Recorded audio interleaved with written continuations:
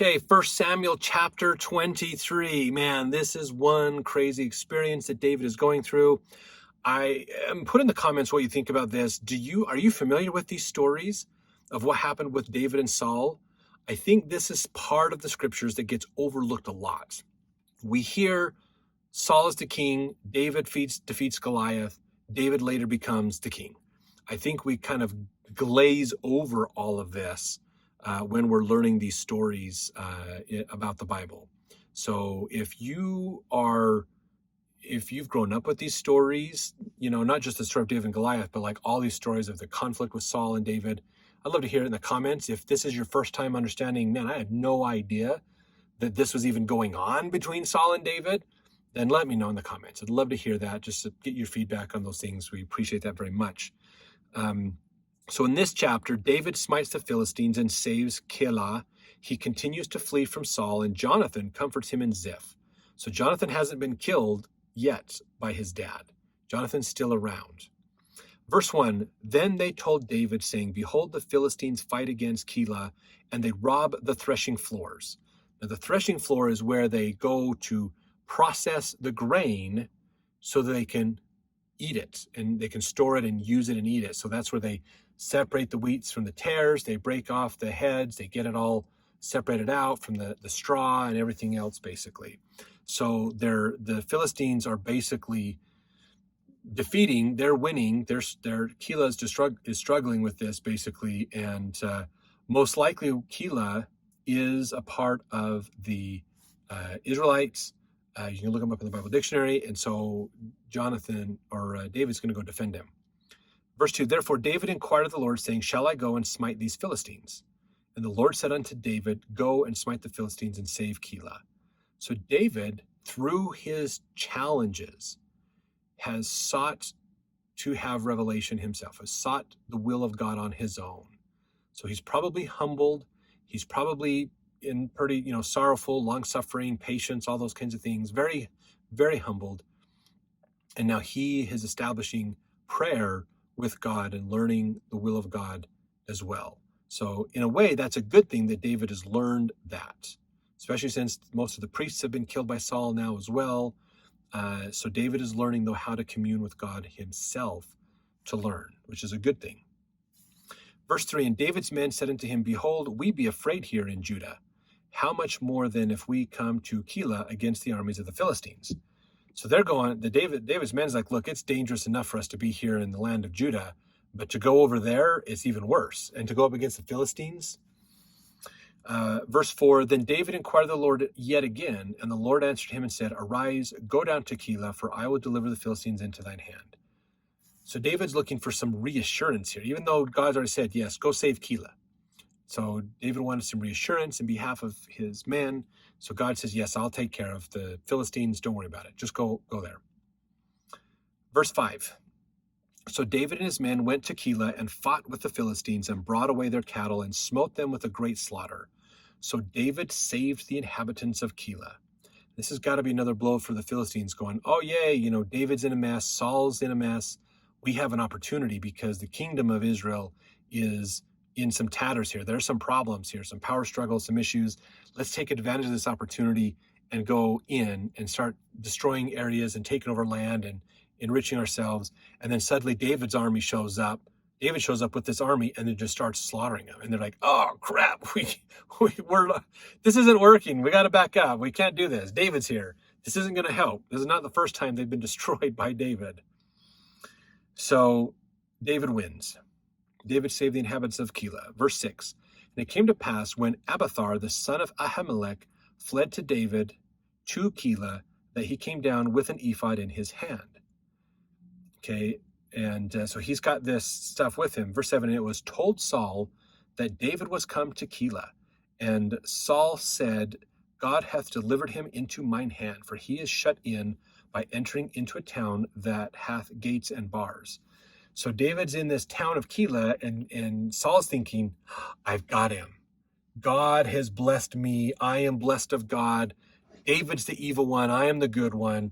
I'm going to go down and trap him in this city and wipe him out all the way, basically. Again, perspective is so important in what Saul's going on. He has convinced himself he's the good one, David's the bad one, when we know it's the exact opposite. And this is not the first time Saul has experienced this, where he thought somebody else was the bad one, and it turned out he was the bad one. So we need to always maintain a careful understanding of perspective in our life. When do we sometimes become the bad one? When are we the problem and not the solution? When are we hurting the situation, not helping it? This happens when you argue, when you have contention with other people, other challenges. If you go to holidays with your family and there's lots of arguing that are always going on whenever you're around, you might be the one arguing. You might be the one starting it. You might be the one that's got the problem. So you want to be careful with things like that. So watch out for those things and keep yourself in check but don't fully believe your own perspective. Don't drink your own Kool-Aid. Learn from others, other perspectives, to help you to gain a better perspective of what's going on. So just a nice little point there we get in the life of Saul. Okay. Remember the ephod is, back in verse 6, Ahimelech, he brought an ephod down, so he's got kind of the robes of the priest, basically. Verse 8, and Saul called all the people together to war, to go down to Keilah, to besiege David and his men. And David knew that Saul secretly practiced mischief against him. And he said to Abiathar the priest, bring hither the ephod. Then said David, O Lord God of Israel, thy servant hath certainly heard that Saul seeketh to come to Keilah, to destroy the city for my sake. Will the men of Keilah deliver me up into his hand? Will Saul come down as thy servant hath heard? O Lord God of Israel, I beseech thee, tell thy servant. And the Lord said, he will come down. So David is looking for revelation as to what's going to happen here. What's going on with this? How does this end? Is this my end, or is there something else going on here? Verse 12, then said David, will the men of Keilah deliver me and my men into the hand of Saul? And the Lord said, they will deliver thee up. Now this has got to be David going, Saul's coming. These guys are going to betray us, even though we just saved their bacon. Verse 13, then David and his men, which were about 600, arose and departed out of Keilah, and went whithersoever they could go. And it was told Saul that David was escaped from Keilah, and he forbore to go forth. So they left, whithersoever they could go, meaning they didn't all leave at once going in the same direction. They all scattered. They went different directions, basically. So Saul finally shows up at Keilah. You got to admit, the people of Keilah are probably like, what are we going to do? David saved us. He's leaving. And so if they were still there when Saul got there, Saul with his big army would have surrounded him, and Keilah would have been like, we're not getting in the middle of this. We're going to kick David out, and they can leave to save our bacon. We're going to send David to the slaughter to save our butts, basically. Verse 14, and David abode in the wilderness, in strongholds, and remained in a mountain in the wilderness of Ziph. And Saul sought him every day, but God delivered him not into his hand. So Saul was seeking him, probably with his army as well, and David was hiding, going from mountains, and there's not necessarily a stronghold like a castle up there, but probably areas where it was a natural barrier, so David could escape and be protected, basically. Verse 15, and David saw that Saul was come out to seek his life, and David was in the wilderness of Ziph in a wood. So he's hiding in a forest, basically, and Saul himself is out looking for him.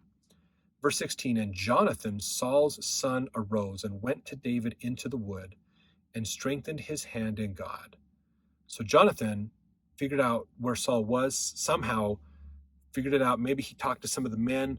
Where's David? I need to meet him. What's going on? And so now Jonathan's secretly meeting up with David. Verse 17, and he said unto him, fear not, for the hand of Saul my father shall not find thee, and thou shalt be king over Israel, and I shall be next unto thee, and that also Saul my father knoweth. So he's going, look, Saul has already admitted, you're going to be the next king, and I'm going to be your right-hand man. So he's basically banished. He's kind of hit at both of us, but I'm his son, so he's not necessarily going after me that much. But Saul knows what's coming. Verse 18, and they two made a covenant before the Lord, and David abode in the wood, and Jonathan went to his house. So they had a chance to talk, and Jonathan went back home, and David stayed, basically. Verse 19, then came up the Ziphites to Saul to Gibeah, saying, doth not David hide himself with us in strongholds in the wood, in the hills of Hachilah, which is on the south of Jeshimon?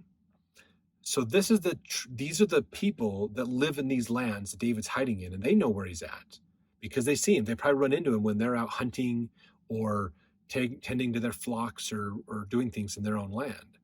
And so now they've gone and told Saul where to find David. Verse 20, now therefore, O king, come down according to all the desire of thy soul to come down, and our part shall be to deliver him into the king's hand.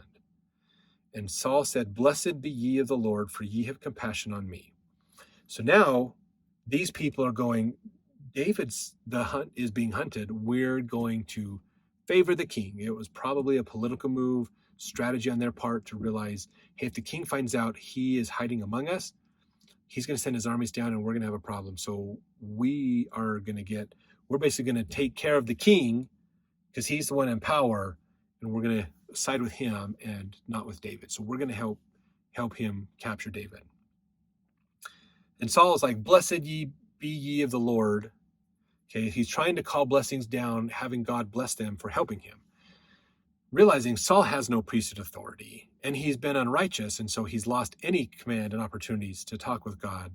So he's kind of put himself up in this position where he is, because he's wiped out the priests, he's probably kind of said, I'm now going to be the priest and take over this religion, and he's building himself up with more and more power. At least that's how I would interpret this as well. Verse 22, go, I pray you, prepare yet, and know and see his place where his haunt is, and who has seen him there. For it is told me that he dealeth very subtly. So he's saying, go figure out where he's at. He's a sneaky kid. He's hiding well, so go figure this out for me, will you? See therefore, and take knowledge of all the lurking places where he hideth himself, and come ye again to me with the certainty, and I will go with you. And it shall come to pass, if he be in the land, and I will search him out throughout all the thousands of Judah. And they arose and went to Ziph before Saul, but David and his men were in the wilderness of Maon, in the plain on the south of Jeshimon. Saul also and his men went to seek him, and they told David. Wherefore he came down into a rock and abode in the wilderness of Maon. And when Saul heard that, he pursued after David in the wilderness of Maon. So they came together. David's like, oh, Saul's here. He's figured this out. So we're going to move. But then people told Saul where David was. So Saul's going, I'm going to go after him. So Saul's going after him. Verse 25, Saul and also his men went to seek him. And they told David, wherefore he came down into a rock and abode in the wilderness of Maon. And when Saul heard that, he pursued after David in the wilderness of Maon. Saul went on this side of the mountain, and David and his men on that side of the mountain. And David made haste to get away for fear of Saul. For Saul and his men compassed David and his men round about to take them. So they know where he's at, and they're basically closing in from different directions to cut off his escape and to basically capture him. Verse 27, but there came a messenger unto Saul, saying, haste thee and come, for the Philistines have invaded the land. Wherefore Saul returned from pursuing after David and went against the Philistines. Therefore they called that place Selah Hamakhalath. And David went up from thence and dwelt in strongholds at En-Gedi. So David got it, and he was just about to be captured, to be brought in, and then the Philistines ruined it for him, and so Saul had to go fight them, and so his army moved off. David was spared. It's really interesting, not unlike, in fact, there's a funny story in the beginning of the United States when George Washington was fighting the Revolutionary War. He convinced a guy with a boat to transport his men over to the island of Manhattan so that they could basically lay a trap for the British Navy. Well, the British Navy ended up coming into the harbor and docking their boats right by that island, and then had tea time. So they stopped to have tea, and he's like, oh, we're way outnumbered. This isn't going to be good if they find us. So he had to sneak his men off of Manhattan Island and back to the mainland, basically. So he got saved because the English had tea time. So David was saved because Saul had another issue to deal with. So let's see in chapter 24 what happens to David next.